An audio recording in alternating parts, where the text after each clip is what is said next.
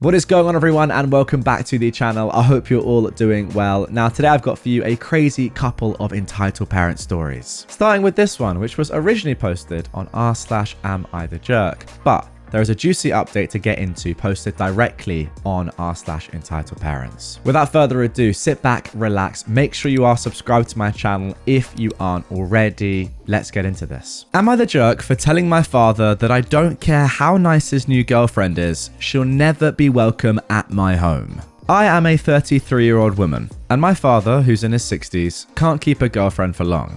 My mum divorced him when I was a child, and since then, he's had no interest in remarrying and settling down. Today, his relationships don't tend to last much longer than a year. I'm married with 2 kids, an 8-year-old boy and a 4-year-old girl. Because I don't want them to get attached to a new step-grandma every few months, I laid some ground rules when my son was born. My father wasn't allowed to introduce any new girlfriends to them until 6 months into the relationship. For most of my kids' lives, we had no problems with that. Then came my father's girlfriend from 2022, who was an absolute nightmare of a person. My kids only met her once, but it was enough for me to consider her unsafe to be around my family. Though they later broke up, my father initially tried to justify her behavior. Because of that whole affair, I changed the rule. He'd have to wait a year instead of 6 months before introducing a new girlfriend. If he tried to do so before that, she'd never be allowed to come to my place. He protested at first because most of his relationships don't last that long, but I held my ground and he eventually agreed. He was with another woman for 9 months last year and my children never met her. My father has been with his newest girlfriend for 6 months. I've never really met her because she lives an hour away. She is apparently kid obsessed and has been asking him to meet his grandkids for a while. He's tried to convince me to make an exception for her for a few months, but I always say no and remind him of my rules. My daughter is turning 4 this week, and we threw her a birthday party yesterday. It took place at an event space our building has. My father showed up an hour late with his new girlfriend. I approached them to ask what he was doing. He said that his girlfriend was excited to meet my kids, and he thought the birthday party would be a good place to introduce them. Because they'd been together for half a year, he didn't think it would be such a big deal. I told them the girlfriend had to leave before my kids saw her. My dad tried to give other excuses, such as the fact that my stepdad, who's been with my mum for more than 20 years, was there and said that if she left, so would he. I told him to be my guest, and they both left. Earlier today, my father called me. He told me off for kicking them out of the party. He said my rules were too restrictive and his girlfriend was a lovely person who deserved to meet my kids. I told him that not only do I not care how nice she is, but I'll also never welcome her at my home after the stunt he pulled.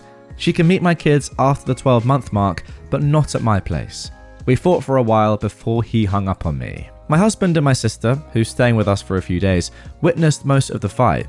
My husband is on my side, but my sister thinks I'm being needlessly cruel to a woman that I've never met. So, am I the jerk? Now, there's a little bit more context here, which I think is very, very important before I get into my thoughts on this initially, before we then get into the update posted on r/entitledparents. But OP has said that this is what happened to make her change the rule. So back in 2022, on our first meeting with my father's then girlfriend, the girlfriend slapped my 2-year-old daughter because she spilled a cup of juice on her lap, staining her white dress. We were across the room and weren't able to stop her until it was too late. When we confronted her, the excuse was that the dress was new and expensive. She refused to apologize. My daughter doesn't remember it, but my son witnessed the whole thing. My father only defended her when we kicked her out.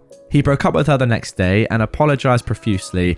It took us a few months and a lot of talking things through to let him near our kids after that. Okay, so there we go. I feel like with that context now, we have the full picture and the rationale behind why OP has these strict rules in place. Now, I will say that I do actually agree with OP's sister. It is quite harsh on their dad's new girlfriend to not be able to see, you know, the kids for this length of time. I'd feel the same probably if I was the woman in question. She's probably like, you know, why am I not allowed to see your grandchildren? I've been with you for a long time now. Am I not allowed to see them? That's a shame. So I get it from her perspective. However, from your perspective, OP, it makes complete and utter sense. You can't trust your dad with his new partners And I think that the example that we've just seen there is complete justification for why you can't. I mean, you just simply cannot let someone like that around your kids. And if you have any sort of potential thinking in your mind that a new person, a new woman in your dad's life might be, there's even a 0.1% chance that something like this could happen again, then yeah, you got to stop it and have those strict boundaries. I think the person that is being punished here most is your dad, which is probably the right way of doing things. I mean, the fact that he didn't apologize until he was out of the house and it took months to reconcile is ridiculous. Surely you immediately just say, no, we're done. I'm so sorry. Let's try and move on as quickly as possible. But he didn't do that. Crazy. Now for him to have to explain to his new girlfriend the reasoning why she can't see his grandchildren, that is good punishment. And I would say it's tough for him to have to do that, but he's put himself in that position. So that's on him. But anyway, as I mentioned before we got into this one, there is an update to this posted on r/EntitledParents just 24 days ago. So let's get into that. All right, so OP says, I've mostly solved the situation since I posted on r/AmITheJerk. There are some things though that I think I should clarify about my relationship with my father first. I can't be the first to say this, but Reddit is by no means a place to accurately describe any type of relationship in full detail, especially a familial one. So those who said I don't like my father or don't approve of his lifestyle are jumping to conclusions. I love my father very much, and I'm grateful for everything he's done for me. But yeah, he's a jerk. We've had a rough relationship since I was a kid. It got much better after I moved out, mostly because we both realized we wouldn't have any relationship whatsoever if we didn't make efforts to change. As much as my father has become a better person, he still has some extremely narcissistic tendencies that make themselves obvious every now and then. The one that's the most relevant in this situation is the fact that he is terrible with boundaries. I came up with a metaphor in the comments on my previous post that I think illustrates this. He wants a door. I give him a window instead. He says he's fine with the window. Next thing I know, he's throwing rocks at the window until it's big enough to be a door. Yes, that is actually a very good metaphor. Not the best metaphor I've ever written, but I think it applies. You know what? No, I like it, and I think it makes complete sense. And I want to add that one of the main reasons our relationship was so rocky when I was younger was because I had no means of restoring the window. Now that we don't live together and I pay my own bills, it's gotten easier to either stop him from throwing the rocks or not give him windows in the first place. And I, for one, hope this analogy continues throughout the rest of this post. On that note, my father is a pretty hands-on grandfather. We only see him once a month, but he FaceTimes me frequently and the kids love him. So introducing new girlfriends as grandpa's friends, as many suggested, wouldn't work. We tried it once and they blew their cover in less than an hour. I didn't even think of that, but yeah, I guess that probably wouldn't work. Also, it's not that I don't approve of my father's lifestyle, I simply don't care. I'm 33 years old. I have a job, a husband, and 2 children. My father's dating habits are neither my business nor my concern. He can date anyone he wants for as long as he wants, as long as everyone is over 18 and not a complete monster. What I do care about is how this affects my children. I've been dealing with my father's revolving door since I was 10. Back then, his relationships tended to last at least 2 years, but it still took a toll on both me and my younger sister. The first woman my father dated after the divorce was insane and ruined my childhood. The next one was amazing, but didn't stick around for long. The following one was unpleasant. The list goes on. I don't want my children to go through this lack of stability. I'm carrying that baggage. They don't need to know how heavy it is. The last thing I want to add here is that my father has another major problem. He is obsessed with both pleasing everyone and the idea that I have to please everyone. That almost ruined our relationship completely when I was younger. And sadly, he hasn't really let go of that yet. The former is why he defended his 2022 girlfriend. OP explained that in the edit of the previous post that I read. And the latter is the reason he was so angry at me for banning his new girlfriend after the party fiasco. Alright, so on to the actual update. My father and I had a minor fight over the phone about what happened at the party on Monday. 2 days later, his new girlfriend called me. She asked me why I'd banned her from my home before even meeting her or introducing my children. I told them to leave before the kids saw them. I asked her if she knew about my 12-month rule. Not only did she know, but she also insisted that my father break the rule anyway. She said she was great with kids and knew my children would love her, so she thought it wouldn't be a big deal for me to make an exception for her. Yet that is a massive, massive red flag. Surely, if you knew about the rule, you would respect it first of all, then at least try and make a relationship with OP and show her through, having conversations, having great times over a couple of months or whatever, that you are a nice person. And then you'd hopefully show her that you are ready to meet her children. And yeah, maybe then she might change her rule and her boundaries. But you wouldn't say to your husband or your boyfriend, oh, you need to just break these rules. They're stupid anyway. And I'm great around kids. Really, really weird, and I guess is a good reason and a good showing as to why those rules exist in the first place. Kind of mad. I came very close to hanging up on her when she said that, OP continues. The whole reason I even came to Reddit was because I thought I was being unfair to her, but this made it clear to me that she was also in the wrong. Yeah, exactly. Instead, I decided to explain the 2022 incident. She didn't know about it. When I was done, she said she understood why the rule was created and apologized for trying to break it. Okay, that's good at least. I called my father the next day and I told him about the chat I'd had with his girlfriend. He confirmed everything. He took her to the party because she wanted to go and he wanted to make her happy. We had a very long discussion that almost escalated into a fight. I reminded him of the reasons my rule existed. The only one he truly deemed valid was the 2022 incident, which he's still ashamed of. The discussion touched many other topics, but the main one was that my children are the priority. I told my father that my main concern is protecting them, and I won't hesitate to cut anyone off, including family, if it means doing so. In the end, he agreed to deal with the consequences. His new girlfriend will be allowed to meet my kids at the 12-month mark, but she won't be welcome at my place. But if he tries to pull this stunt again, they'll both be cut off. We ended the call on a cold note, but he called me again on Friday. He apologized for everything and said I was a great mother. I can tell when he's being sincere at this point, so I accepted the apology. Knowing my family, I don't think there'll be any problems with this for a while, and if there are, I've got it covered. I think this will be my last post. Thank you all for the support and encouragement you've given me. Yeah, to be fair, I think that is the thing that shines throughout this entire post, the original and the update, is that you just know exactly what you want, OP, and you're not taking any trash from anyone, even your own father, even his new girlfriend. You're just like, no, it's my life now.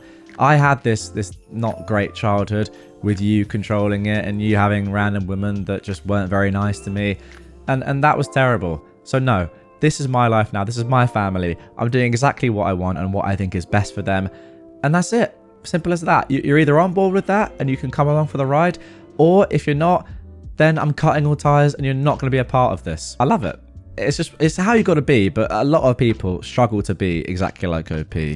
So yeah, respect. All right, now on to our next entitled parent story. This one is a little bit more lighthearted, but it's kind of mental. Let's get into it. So, apparently it's my fault you go to Dunkin' every day. First, let me say that I am honoured that I have this much power in my co-worker's life. I had no idea, and apparently I'm using this power for evil instead of good. Story time. My co-worker is extremely behind on bills because her college-aged daughter uses her credit card, and she racked up thousands in food-related charges in under one semester. Over 5,000. Oh my goodness. My co-worker still gave her the card the next semester because she couldn't have the daughter walk to the dining hall and have food she didn't like, but was the food that she already paid for, and didn't want to cook in the kitchen even though she paid for a weekly grocery delivery from the grocery store. But, I'm not a parent, so maybe I don't understand. Anyways, my co-worker is looking to save money. I wonder why. I grab coffee daily from the lunchroom. Basically, it's hot water that I add my own stuff to, coffee and creamer. Well, herein lies the problem. My co-worker keeps forgetting to buy the coffee she needs, and I'm not sharing my expensive coffee with her. I draw the line. Now, by forget, I mean she runs to the grocery store almost daily because she needs cereal the day they run out of the one they like, instead of eating the other one in the house. Again, not a mother, so maybe this is normal, but if I tried that with my mother, I would not have eaten cereal. So instead of just going on Amazon like a normal human being, she needs to grab Dunkin' every morning. Now to the part where I am costing her money. We have free coffee downstairs and free cream, but again, it's downstairs. This co-worker walks by it every morning when she does remember to bring coffee, but she forgets to grab the cream and messages me saying that she's too tired and doesn't know what she's going to do. The thing is, I have cream at my desk. My cream is not the same as the downstairs cream. You see guys, I buy my cream in flavors in the single serve variety, in larger quantities because I'm horrible at remembering to buy it, so I stock up. Theoretically, yes, I have extra, but the guilting text came daily for weeks, although she never outright asked. I always said, well, hey, just grab some downstairs. She told me that because she doesn't have cream, she now just stops at Dunkin' every morning. So because I won't share my $50 worth of cream, she's now telling me she goes to Dunkin', which she can't afford. I can see where the daughter gets it from. I figured you guys needed to laugh. Okay, now that was just absolutely ridiculous. If you're too lazy and too unorganized to do the most basic thing and buy yourself coffee and cream, then you don't deserve it. And also, you know exactly what you're doing by sending these texts. You're just too much of a loser to say, oh, can I just borrow a bit of cream, bit of coffee one day? I'll get my own the next time. I feel like if you just did that and accepted that you just forgot and you don't have any with you and you would really love some nice coffee and you'll get it the next time, even you might even get it back for OP the next time when they're out, then I feel like OP would say, you know what, yeah, fine. But if you're doing all of this every single day for months on end, and we're not going to get into the parenting side of things here, but the way that you're treating your daughter as her mum is kind of crazy. Like, not even punishing her at all for racking up over $5,000 of credit card debt, and instead saying, nah, just keep paying it, I'll deal with this. Yeah, insane. I don't know. I feel like OP is the sort of person who would say, you know what, yeah, I've got you this time, don't worry. But not with somebody like this who is just, yeah, beyond helpless. Now for our final entitled parent story of this episode. Entitled parents think they own my apartment and had no regard for boundaries. I remember when it was my brother's graduation and my mum insisted that I attend family events. I had just finished freshman year and gained 20 pounds from depression and isolation. I thought about transferring colleges and giving up my scholarship because that is how much I hated my college. Nevertheless, I attended his graduation because my mum insisted. I stayed at his place for a week before my mum joined us from another country. I started shedding a lot of hair from stress and depression, but I had no idea. Since I was sharing space with him, I had little space to put my belongings. My hair shedded in the bathroom, but I didn't notice it, and it happened for a couple of days where my hair sat in the bathroom. Without warning, my brother aggressively pushed me to the ground and started yelling why I didn't clean up. He also screamed again because I spread 2 books, a laptop and snacks on his desk to work on my transfer essays. He kept pointing at my thighs and laughing. The whole graduation trip, which I came for my brother, turned into emotional scapegoating. I told my mum about this, but she shrugged and said, his place, his rules. I failed my college transfer, was extremely exhausted, and I suffered 4 years of college. Now fast forward 10 years and he got married. My brother and I were not on good terms and we'd stopped talking. I have my own apartment and I've always avoided family problems when my mum visited me. Now, she brought with her my brother's wife because she was working in my neighborhood and decided to tag along. I told my mum in the lobby that I don't welcome her, but she brushed it off and said, come on, she's just family. My mum kept pushing to let her and the wife in and I had to push them back away from the door. I finally snapped. My whole family started knocking me after this incident. My brother even said he's going to name his child after me, and they all started laughing. They've got no respect for me and my physical boundaries at my own apartment, including my mum. What happened to her house, her rules? My mum just shrugged again and said, oh, don't you worry, she doesn't even want to come to your house. What the heck is wrong with her? Yeah, pretty sad way to end this episode, not gonna lie. I mean, that's not really entitled, that's just bullying. Like, you're just being bullied by your whole family, and it sounds like you have been your entire life. Can't really sugarcoat it, my friend. I mean, the easy option, I guess, for me to say when I'm sat here in my room is just say, yeah, cut them off, because they just sound like terrible people. I don't really know how easy that is in reality, but yeah, you are just being bullied by your own family. I mean, guys, comment down below. Isn't that just what's happening here? I don't see any other way in which that's not what's going on. So, yeah. Pretty tough, but hey, pretty brutal end to this one. Anyway, guys, that is going to do it. Really hope you enjoyed it. If you did, get in the comments down below. Leave some advice for the people of Reddit that have posted these posts, because, you know, you all out there are sensible people. You've got good logic, good tips, good heartfelt advice. And yeah, I want to hear your thoughts on these 3 stories.